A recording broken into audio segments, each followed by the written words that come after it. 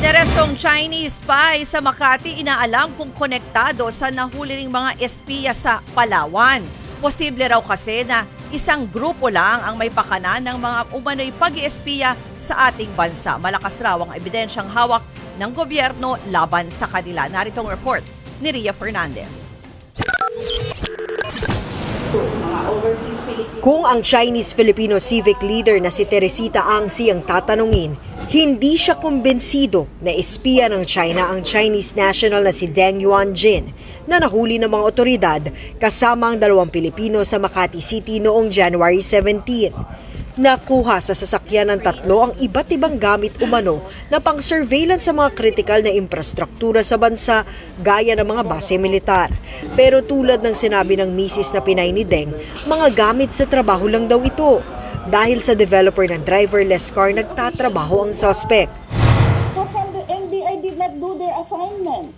I don't know. I really am flabbergasted. I'm really so shocked at how they sensationalized finding equipment in his car and then jumping to the conclusion that he is a spy. Nauna nang itinanggi ng China ang mga akusasyon tungkol sa Chinese spy. Pero ang National Security Council nanindigang matibay ang mga hawak nilang ebidensya.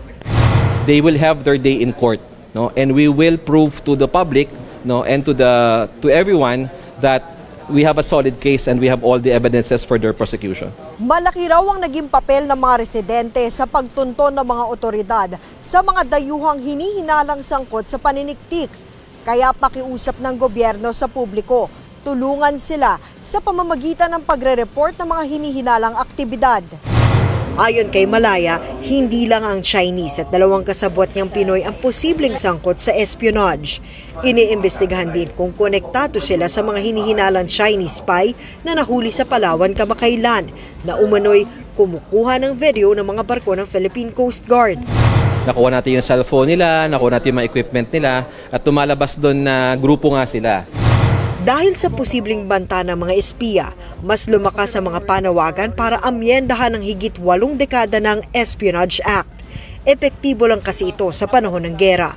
Nagbabalita mula sa Frontline, Ria Fernandez, News 5. Asahan na raw ang mas marami pang operasyon laban sa pinaghihinalaang espiya sa Pilipinas. Ayon sa National Security Council, matagal nang binabantayan ng gobyerno ang mga posibleng surveillance operation sa bansa. Kaya nakatutok na raw ang mga ahensya ng gobyerno para tugisin ang mga posibleng sangkot sa espionage. Kabilang sa mga nahuli na ang isang Chinese spy sa Makati at 2 kasabwat na Pinoy. Gayun din ang 2 nagpapanggap umanong turista na nagmamanman sa Philippine Coast Guard sa Palawan.